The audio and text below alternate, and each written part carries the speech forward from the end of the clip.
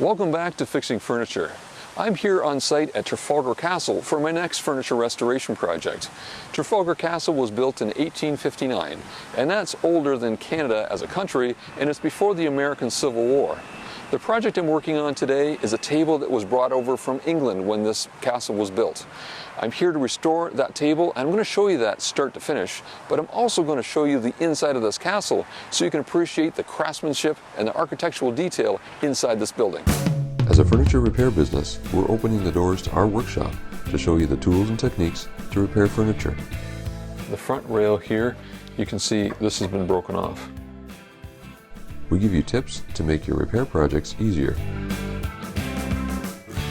Let's get into the workshop and start fixing furniture. I'll give you a tour of the castle a little bit later in the video, but let's get upstairs and inspect the table. This is the table I've been brought in to repair. This was brought to Canada when this building was built in the 1850s, so it's an important part of the history of this building. I moved the top off to the side here so it's easy to work on the base, and there's a piece that's broken off here that needs to be re-glued, so I'll deal with that soon. But first, let me give you a tour of all the different parts of the base of this table. The first thing I notice when I look at the top here is there are some large old screws, but there are also some dowels put in here. I suspect this has been repair work. It looks like newer wood in here as well. I'm seeing some screws here. These are Robertson screws, which are very common in Canada. So somebody's been working on this before me. If we look underneath where the damage is, you can see that here we've got a piece of scroll work on this side of the table, but over here it's missing. And if you look through over there, there's another part that's broken off. On these pieces here, there's a little piece broken right there. If we move over to this side, there's some more pieces missing here. So this table really needs a lot of attention. On this area here, you can see part of the turn foot here is broken off, and on the other side here, it's also broken off. So 2 feet that need to be repaired. There's a crack down the middle here. I'm not sure if that's something I can repair or not. It'll largely be concealed by the scroll work that's missing here. Some of these parts are really misaligned, and it makes me think that maybe the previous repair wasn't that effective. And if you look at the movement in this table, let me wiggle it, it's really not stable. So I need to take this back to the shop and give it a full once over, perhaps pull it all apart and put it back together again. This tabletop is really unique. You can see how tall it is here. On the 4 ends here, there are drawers that come out. So they've got some storage. There's even a lock set in here. On this drawer, there's a piece that's broken off. So I can glue that here, glue it on site. I'll leave this tabletop here and take the base back to the workshop. I've glued up the broken part here off camera. You can see the clamping here, and I'll let that dry. In the meantime, what I'm going to do is see if I can take this base apart, because it's going to be much easier to move in pieces rather than one whole piece. I'm going to turn this upside down, and that should make it easier to take apart. You can see there's a large crack here, and I've got a clamp with me. I don't have a ruler, but if I use the clamp, look at that. There's a real sag that's happening here. So this is probably contributing partly to the problem. So it will need a foot here to help stabilize everything and correct the problems.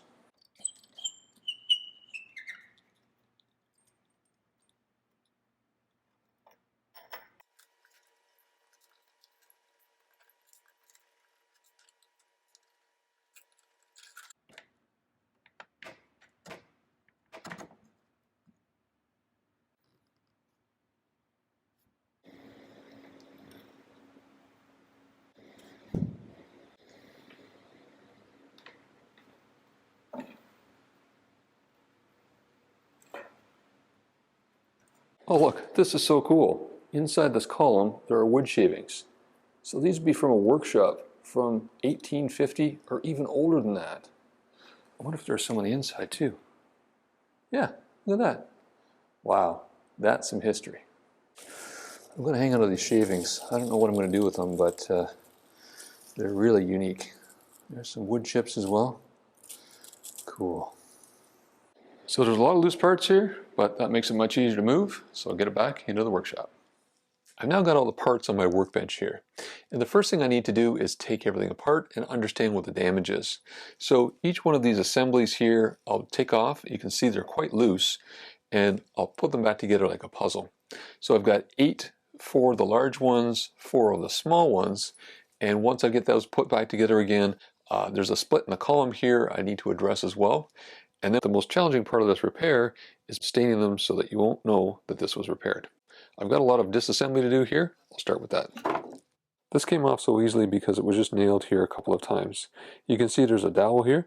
This really should have been glued back on here with hide glue, so I'll do that when I put it back together.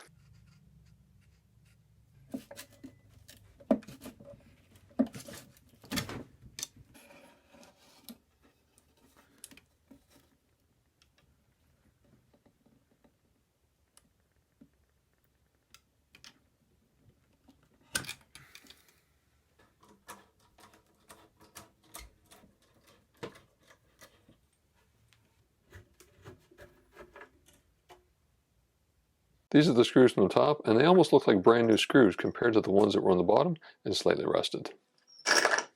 I've disassembled all the scroll work here, and to take the column off, I need to figure out what's happened here.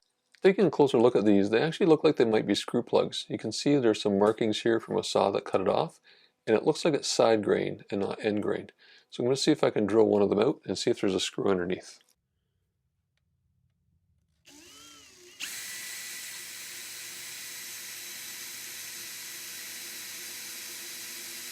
I've confirmed that's a dowel, so what I'll have to do is set this down and see if I can pry off the column.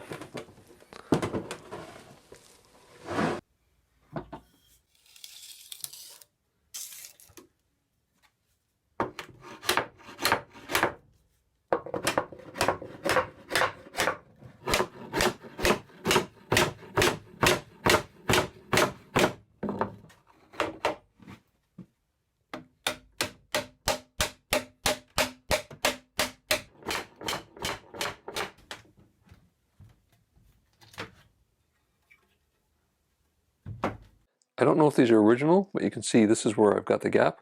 Hopefully I can glue that back up again and we'll see if this will fit. I'll put a parallel clamp on this and see if I can close up that gap. If I put the clamp on here and give it a good tighten, you'll see that this isn't closing up. So I can't get the wood to contact. This would have been from the piece originally being built and eventually the wood warping a little bit and causing that to open up. So that's from the original build.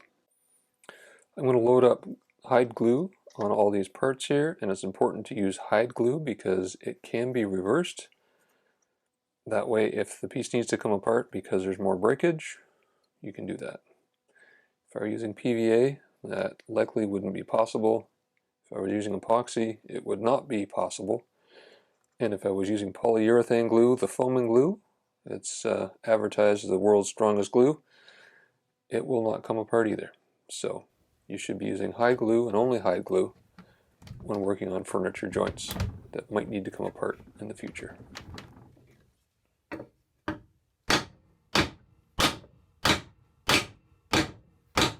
Okay, with this glued up, I'll get it out of the way and we'll look at the scroll work.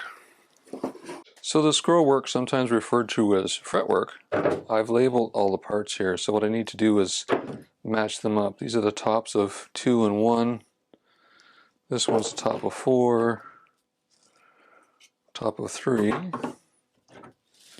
So what I want to do is place them on the bench so I can figure out what parts are all in one piece and what parts are missing pieces. Okay, with everything laid out here, you can see it from overhead. Every single one is missing a piece in here. This one, for example, is missing, it looks like this part here is missing there. So this one isn't in bad shape. This one needs a lot of work. Let's see, this one here looks pretty good. And this one here, so it's missing a piece here. This is actually somebody's repair, so I'll need to put a piece in there as well. So it looks like just the way that this broke, this seemed to be the weak point of this fretwork. So what I need to do is patch some pieces in here. It looks like some pieces were glued in here the wrong spot. The key thing is that I get this square here, here, and here when I glue this back together again. That will be the challenge. On the smaller pieces, I've got one here that needs to be glued together. I've got a whole one and I've got a partial one, so I need to make a full one and patch this up as well. And then the last part is on the feet. I've got two that are broken, this one, and they're missing parts. Now, what's unique about these feet is that they're cupped on the inside. And there's this metal sleeve here. This is actually meant for casters. So I'll need to source some casters so that this table can roll. When restoring furniture, you should be using the same wood species as what's in the original piece. You want to make sure the grain pattern is similar and the coloring is similar. Now I know this came from England, and when I look at this I can tell it's oak, but the oak is a little bit different than what we're used to here in North America. We've got two different species of oak. One is red oak, it's very open grain, and that would be noticeable on this repair. The second is white oak, and it's very closed grain. It's the closest oak I've got to this, so I'll plane down this board and start tracing out the parts.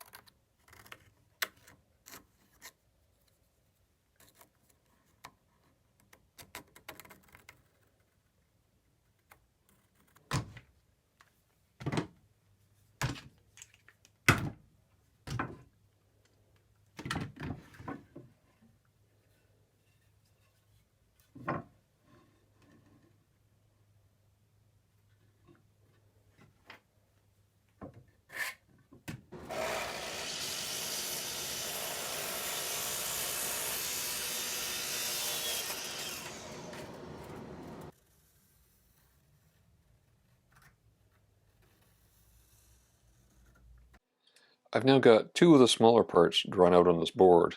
So the next step is to figure out what I need to do on these larger parts. And it's a bit like a jigsaw puzzle. What I need to do is make sure these parts are fitting together well to figure out what I need to draw out here. And because there's been a number of breaks in here, some fractures that have not been put together well, I have to figure out how to assemble these first before I can draw out what I need to cut out here. Here's an example of what I mean by a fracture. So this piece here has been broken off, but you can tell by the reflection of the light, it hasn't been glued on the right spot. So what I need to do is take these apart and glue them together in the right spot. Here's a piece that's been broken off here, and I'll just get really close. You can see there's a drop of finish here when this was finished. So I need to clean off the finish to make sure I've got a good gluing surface. And then there's more cleaning to do because there's glue residue here from some previous spots that have been glued, but they weren't clamped, so they didn't stick together. I've covered this off on other videos, but you need to make sure that when you're gluing wood, you've got bare surfaces, you've got tight joints, and that you clamp it. If you don't have one of those three ingredients, you're going to have a failure in your work. So what I'm going to do is clean these off, and in the complexity of this, what I'm going to do is start with the simplest break, put that together. It teaches me a little bit about the piece of furniture and how things are working, and progressively I'll get more complex in terms of the breaks that I need to fix throughout this project. This seems like the simplest break of all. It's got 2 points here and here. The wood fibers are integrating well. I've got a nice tight fit. So what I'm going to do is use some dark PVA glue, and when doing repairs, dark PVA glue can help eliminate the potential of having ghost lines. So if you're using regular PVA, you might see just a little bit that you'll need to touch up afterwards. Using a dark glue like this just eliminates that.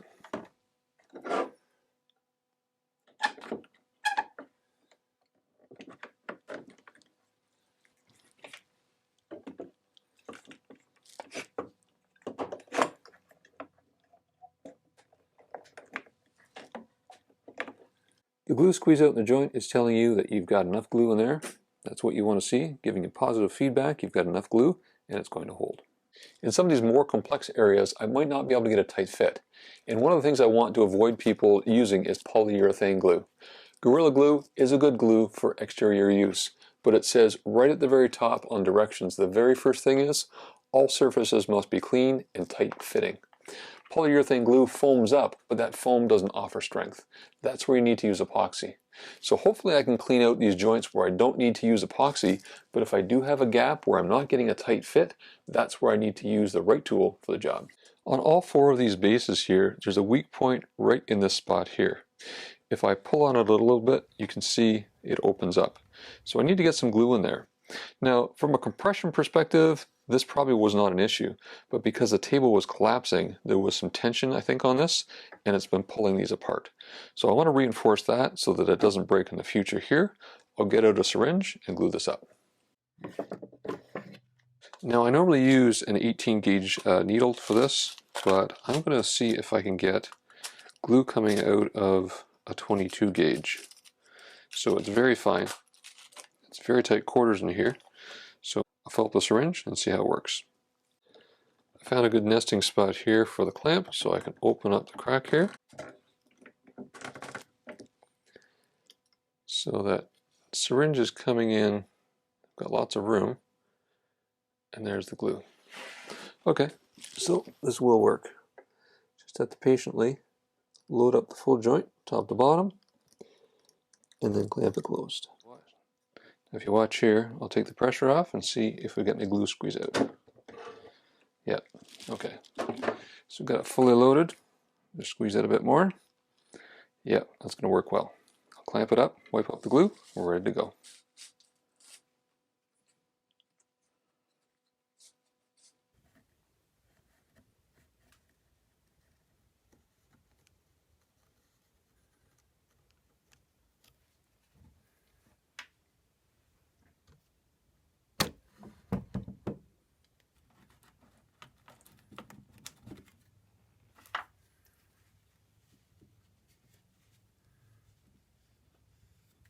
I'm cleaning off the glue on the rest of these pieces so I can get them back together again. It's a balancing act when cleaning off glue because you need to get down to bare wood, but also you want to leave as much of the original structure there as possible so you've got a nice tight seam. It's also important to clean off any finishes that are on there. Finishes will prevent glue from sticking, so it needs to be clean for the adhesive to work. Let me tell you the story of this famous and historic building. Today, it's the home of Trafalgar Castle School, a private school for young women. The school was previously known as the Ontario Ladies' College, which was established back in 1874. But the story begins much earlier than that. Trafalgar Castle was built in 1859 by Nelson Gilbert Reynolds, who was the Sheriff of Ontario. Mr. Reynolds' first name, Nelson, was given to him because of Lord Nelson, and the castle was named Trafalgar Castle because he was inspired because of Lord Nelson's victory at the Battle of Trafalgar. Trafalgar Castle was the largest private residence in North America when it was built. I'll tell you about the exterior architecture a little later in this video, but let's get back to work. I'm now going to move on to gluing up the base here. These straps that were on the bottom, it's quite interesting. Someone had put the straps on with copper screws. That certainly wasn't someone that knew about furniture repair. So I need to clean out the space in here, make sure I've got a nice tight fit, and then I can clamp it all together. These dowels in here, I have to make sure that they're not loose, so I glue in both ends if they are. Over the years, I've learned that fencing pliers are the best to check for loose dowels. They've got a natural spot here that you can put around the dowel, and it doesn't damage the dowel. Give you a good grip on it, and you can see if it'll wiggle out. This one, I think it wants to break off. Let's see. Yeah, it's pretty loose. Let's see if I can get it out. I'd prefer to get it out without breaking it, if possible.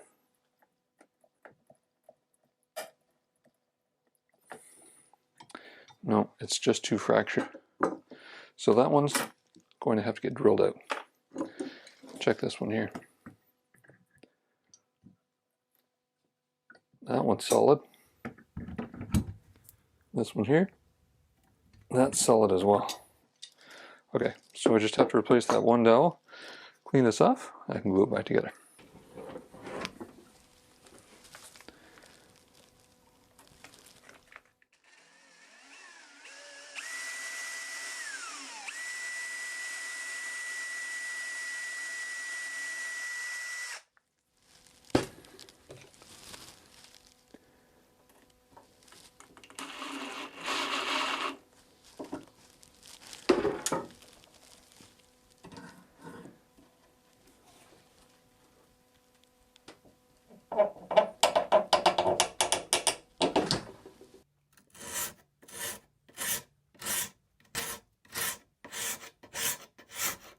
As I'm cleaning this off, there's a little piece of wood that's still attached here, and I'm seeing residue on it. So this split here would have been from the original joint. This layer on here leads me to believe that this has been glued at least once before. I can see pencil lines here, so I'm not sure if these dowels are original or not, but there's definitely been a repair to this whole section. Right here is some more evidence of previous repair work. Now, I don't know if that dropped down inside the column, that's the open space there. But if you see this rubbery type of substance here, that's PVA glue. So that's a modern glue. It's not high glue because high glue would be crunchy and more consistent with this dust that I'm generating here as I scrape this off. And there's the evidence I was looking for. So if I just pull this back a bit, you see the spongy type of glue. That's PVA. So I'm pretty sure these dowels were modified after the original. I don't think they were part of the original design and build. With this glue joint cleared out, what I can do is now test fit it. But I just want to appreciate how large this piece of wood is. This is 2 inches and it's just 2 boards. So if I put this against my backsplash and measure this, this is over 16 inches wide. That is one massive board.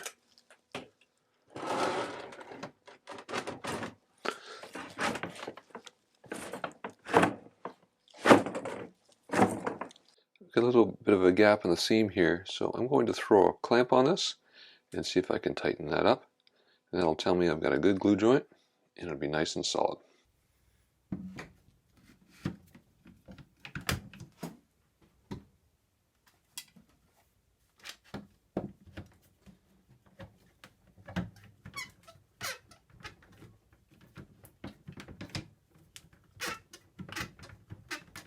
See, there's a slight gap here. If you look closely, I'll move the camera and you can actually see the white of my workbench underneath there.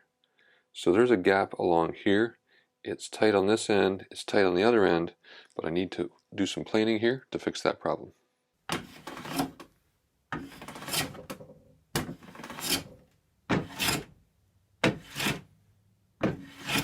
Well, the shavings in my workshop are a lot smaller than the ones that I found in this table that were over 150 years old. Okay, we'll try this fit again and see how it works. It's really important that you get a tight seam when you're doing a lamination like this, because if I don't have a tight seam, the glue's not going to hold. And that might have been part of the problem here.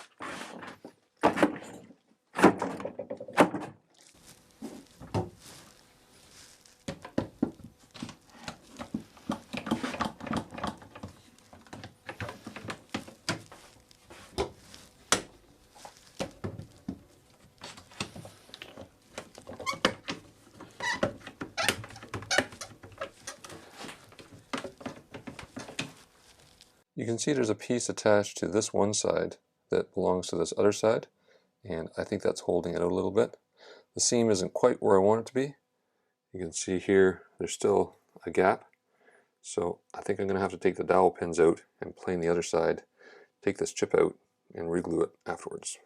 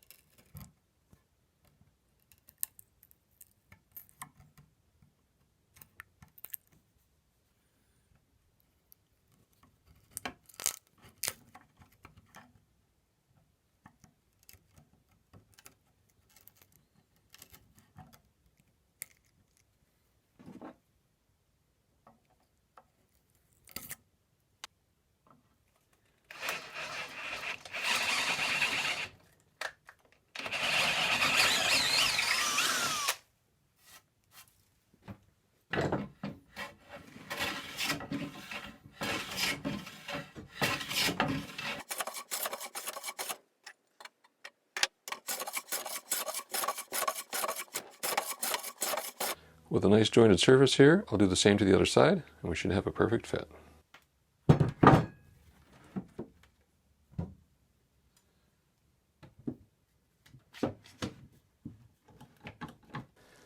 So there we go, a nice tight seam. That's a glue joint that's going to stand the test of time.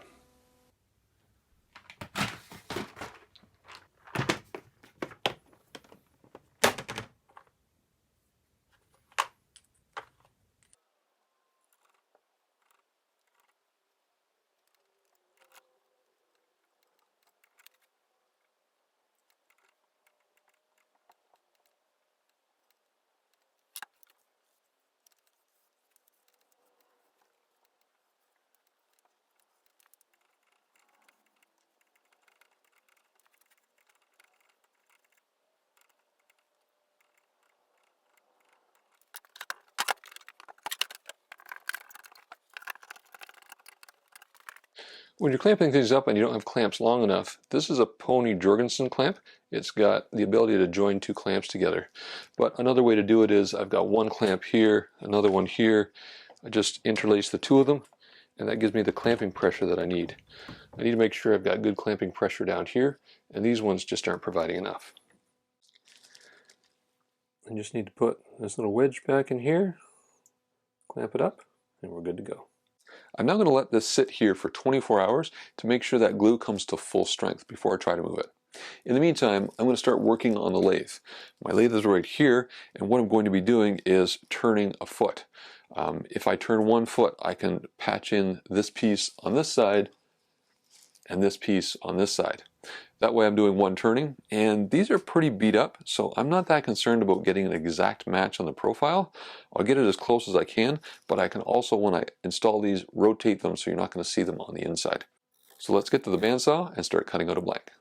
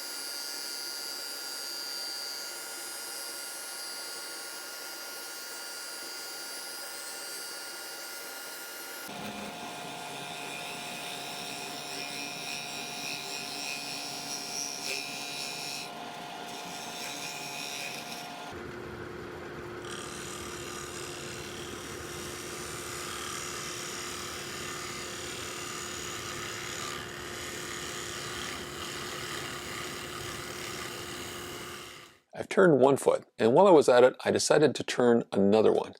I've invented a dust collection system for the lathe called Clean Lathe, and I used the Clean Lathe on the first one, and then I decided to compare it without dust collection to see how much dust was left over. It's quite a difference. You can see that video upcoming on our Clean Lathe YouTube channel. I'll leave a link up here if you're interested and you want to support us on our way to getting a product on a shelf. So with this turned foot, I can now cut off a portion of it, patch it in here, and to do that I've turned the base upside down so I can set these in here, cut them with the saw, and then cut a matching part.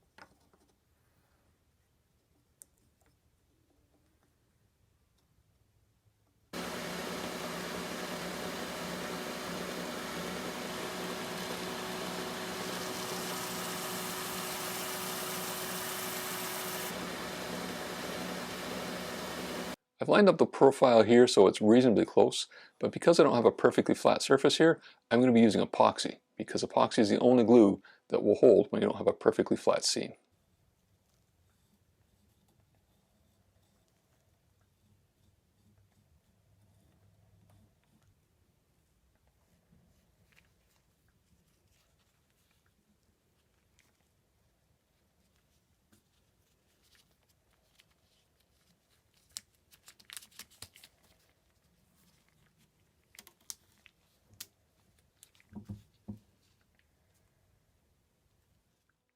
The epoxy has dried overnight, and you can see it needs some handwork to make it blend in. I can't do that right now though. This epoxy needs 24 hours to cure before I can put any stress on it. So I'll set that aside and work on the table base. Before I do that though, let's look at the exterior architecture of Trafalgar Castle. The original structure was built in roughly a square shape, and it has towers that extend all 3 stories tall. They help draw your eye to the roofline, which is quite decorative. You can see the tops of the towers, as well as the dormers and the gables, really define this building from the top down. As we work down, you can see that the towers are octagon shape, and I don't think that's a coincidence that the table I'm working on is an octagon shape. I love the intricate detail in the brick. It's one thing to see the building, but as I look more and more, my eye gets drawn into the various details that are included here. Now, the school has been expanded over the years. There's a dormitory here for students to stay, and the additions were done in a very tasteful manner that mimic the original building. Could you imagine going to a school where this was your main entrance? That's pretty cool. The bell tower in the center and everything to the right is new. The original building's to the left. And you can see that the dormers that were added in here mimic the original building. It was really a good detail that they put in here that almost makes you think it wasn't even an addition. And on the main floor, you can see this repeated pattern of windows give it a horizontal flow that make your eye travel across the building. Another interesting detail of this building was in 1911, they built an indoor pool. It's thought to be one of the oldest in Canada. You'll notice that the windows on the building are square. There's just a few exceptions in the original dormers and on the front door. The front door points upwards, drawing your eye to a limestone coat of arms. This is the Reynolds coat of arms, making it very clear who the home belonged to. Now that I have the whole base together here, I've realized there's a bit of a problem. There's been some warping that's happened. So here, it's touching the workbench. But if I come out here to the right, you can see there's a big gap here. This is where the foot's installed. If I come over to the other side and look underneath, you can see there's a gap here as well. So these feet are holding the weight, but all the weight is put on the center of this. So this doesn't have anything to do with the boards warping because of the joint. This is really just stress put on because of the legs and that center weight. So what I need to do is install the center, because these areas here where the scroll work is aren't going to be a perfect 90-degree angle. Now that I reglued the base, let's see if the dowel pins are going to line up. No. You can see how far off the pins are here and here. Let me stand this pedestal up and we'll take a look. Yeah, there's been a lot of wear on this. The pin should be coming straight up here, but look, over time it's bent and it's worn. This one here, same type of thing. Now when dowels go cross grain or with the grain, so this is with the grain because it's running the same direction, this is the strongest possible connection. If it was across the grain, it might wiggle out, but I'll give it a try. No, that one doesn't want to come out. No, that one doesn't either. So I'll have to drill these out.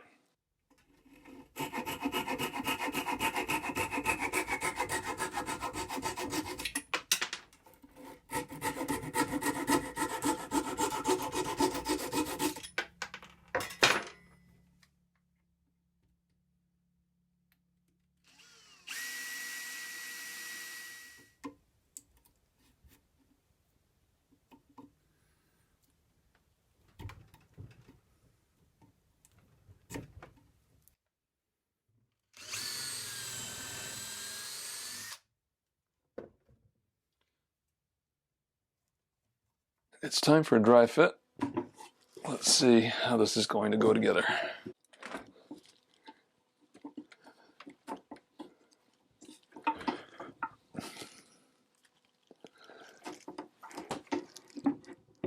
That's close.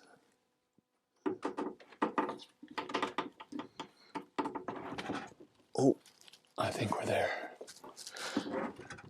Yep. Okay, we got a dry fit. I just need to add the glue, and I'm going to add an original shaving back in here to preserve that piece of workshop that was here when I discovered it.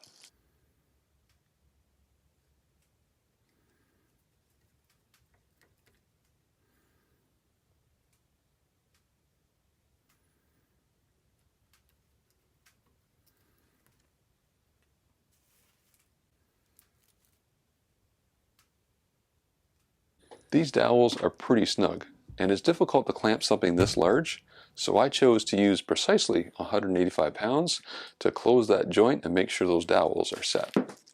With the main structure put together, I can now focus on fitting in the scroll work. Originally I thought I'd glue them all up square, but I realized because of this imbalance here, because the base has a dish to it, I really have to fit them individually. So I'm going to look at them one at a time and see what needs to get done to them before I assemble them and put them together. I'll show you how this needs to go together. This is section 1 and it's in the best shape. There are 3 screw holes here that attach this to the base. And this is the most visible section that you'll be seeing from above. This section here has some dowels on it, and it also has 2 screw holes. And if I line that up, the dowels here, you can see there's a gap. And that gap is not good because it's not connecting these 2 pieces, it allows them to move. So what I'm going to do is cut those dowels off, glue this together in a way I've got a nice snug fit, and then fit this piece in here that's missing in the scroll work. If for some reason it's missing on all 4 of these. Also looking around, I can see some evidence here of some previous repair work. This is an elongated hole for a dowel. This was a dowel here that unfortunately someone cut off with a really rough saw. You can see the scar marks here. So this table has been repaired by a few different people.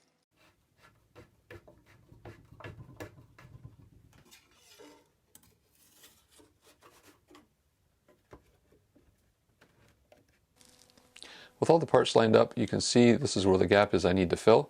And this part was finished, this part was the original scroll work, so there was just a block of wood here somehow connecting to this, maybe on an angle, maybe that's why it broke. So I want a good strong structure to hold this here. So I'm going to take some creative liberty and I'm going to take some scroll work and bring it up around and blend into this piece.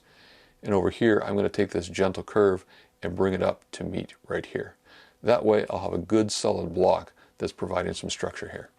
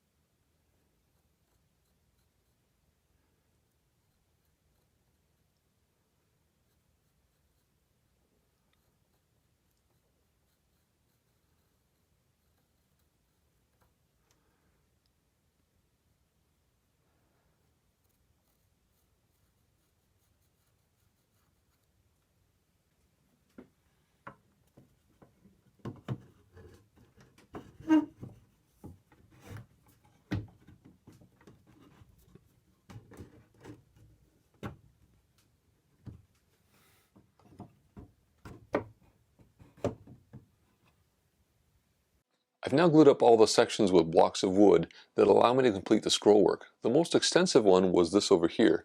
It took several different fittings to be able to get it just in the right spot to be able to put it together. I used PVA glue where I had milled joints and a nice flat surface. On the other areas where I had a break and I needed to sort of work through that and clean it up, I've used epoxy. So let all this set up and I'll get to cutting out these parts.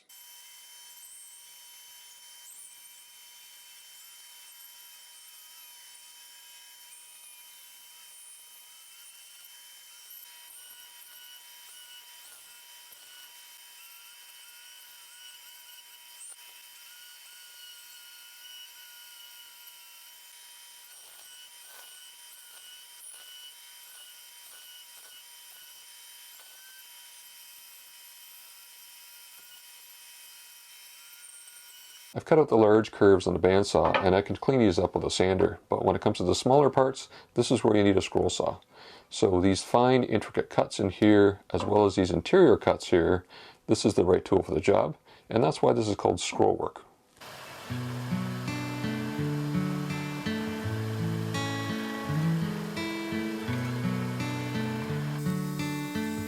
I've now glued up all the sections with blocks of wood that allow me to complete the scroll work. The most extensive one was this over here.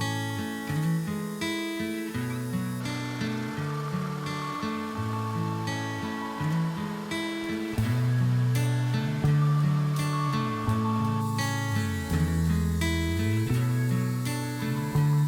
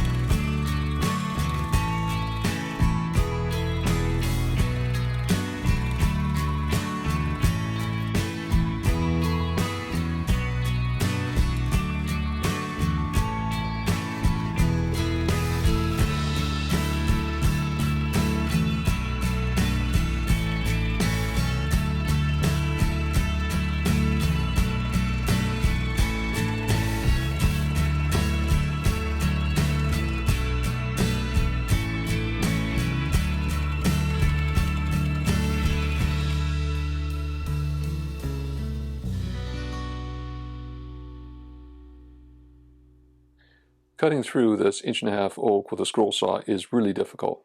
So by drilling holes here, this allows me to get those tight radiuses and get them nice and smooth.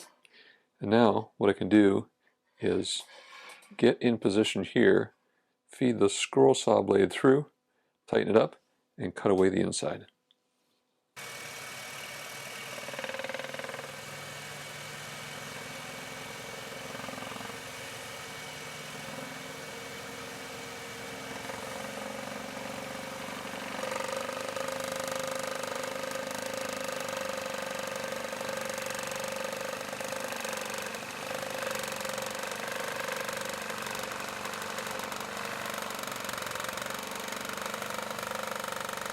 The blade is getting dull very fast. I've gone through 2 already, and you can see here I'm burning.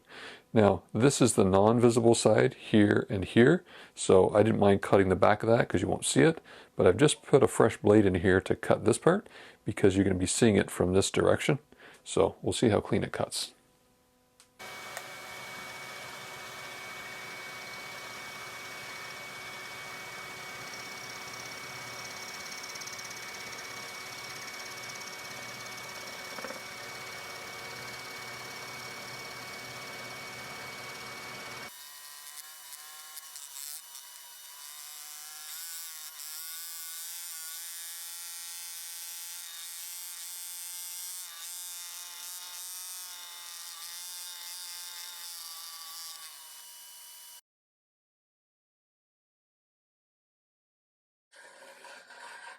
And there I'm getting a nice smooth cut.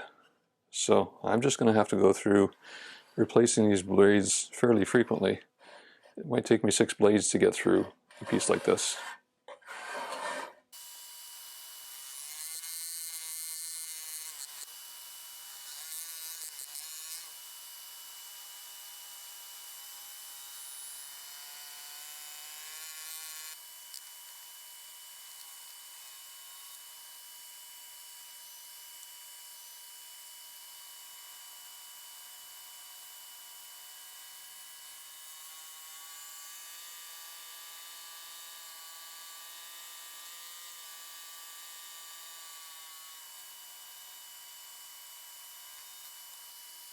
Okay, I've got the blade burning again, so I've gone likely 9 inches. I've done this curve here, I've done in here, and I've done in here as well.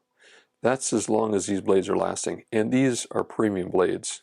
So this is a double skip reverse teeth design.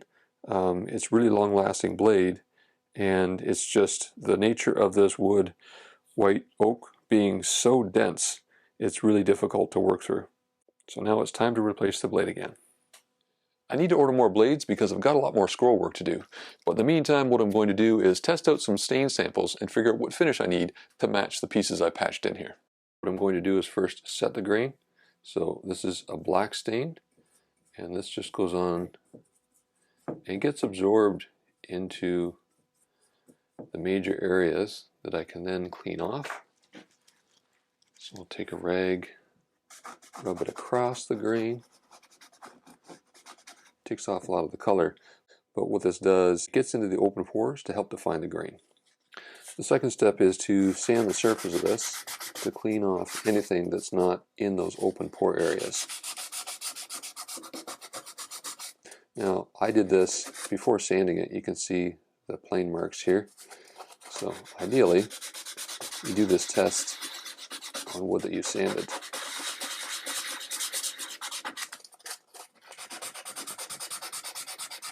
The third step is to put on the actual stain, and here I'm using an antique walnut, and that might be a little too colorful for this, but we'll see. And the other one I've got here is something called an antique oak, or a dark oak. So we'll put this on and see what it looks like. Ooh, I think that might be way too dark. I'll add 3 coats of shellac on this, and that'll give me a good read on the color to make sure I've got a good understanding of how the stain's working. In between the coats of shellac, what I'll do is start working on shaping these feet so I can get them prepared that when I know the stain and finish, I can get them finished off. I'll be using a few files here for this work, and let's take a close-up look at what I need to do. The key thing on the profile I lined up here was these edges here. If I turn them this way, it's a little bit easier to see. So you can see that these points were lined up. Now, I've got some extra material at the bottom here I need to take care of. And if I go to this side here, again, you can see these points were lined up, but there's some extra material up here. So I'll use the round file up here, and then a flat file here. Again, I've got some excess material here. So I think what I'll do is start at the bottom and get this flattened out. Now the easiest way for me to flatten this out is to use a belt sander. This I just have sitting under my bench, and if you're interested in seeing a workshop tour of how I have everything set up, let me know in the comments. So the belt sander runs this way, and this guide right here basically gives me a fence that I can line this up. So it's just a matter of holding it here in the right angle, grinding this down, and getting it flat all the way around.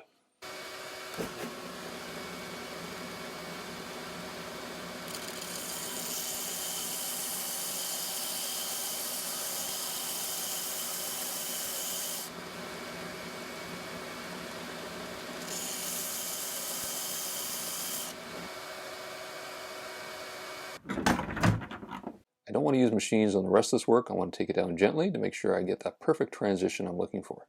This is where craftsmanship comes in. Take some practice with hand tools, but it's definitely worth the effort.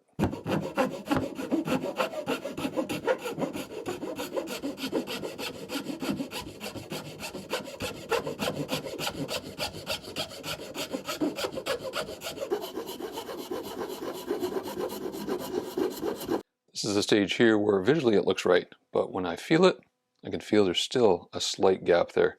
You can also see just a little bit of finish. So it's not quite there. You need to go by eye and by feel. This is now feeling the way I want it to, and you notice there's a slight crack in this. What I'll have to do is, once I put the finish on, I'll fill that in with a burn-in wood filler, and you'll never know what's there. The next section I'm going to work on is here and here. I'll just move that a little bit. You can see there's a little bit of extra material. So this is where the round file comes in. It'll allow me to work on those concave parts and shape the profile.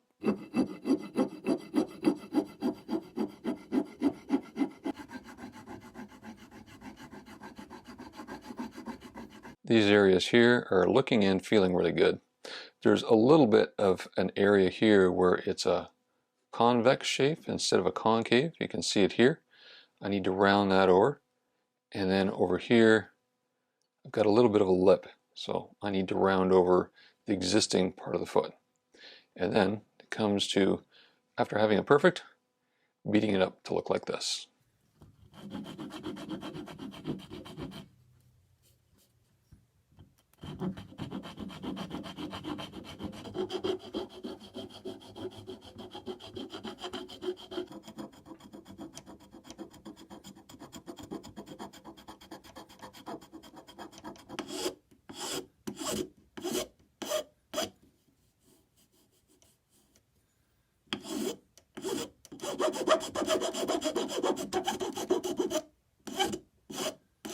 Okay, so I've got all the parts shaped now. I need to sand it down with 220 sandpaper just to smooth it all out.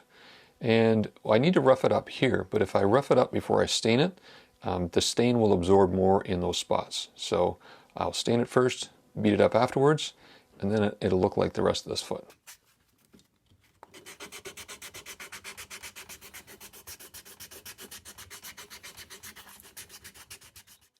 Well, that stain color didn't really work, so I need to try some more samples. I've got a lot more work to do here. I've ordered caster wheels for these feet. I need a center caster for this table. I've got a lot more scroll work here that I need to not only cut out, but also stain and finish. And I need to deliver this back to the castle. I also want to show you a lot of the detail on the inside of this building, from the stained glass windows to the crown molding. It's really a gem. So what I'll do is put this in part 2 of the video because I don't want to cut anything out. We'll go through, finish off the repair, get it all assembled, and then return this important piece of history to this building.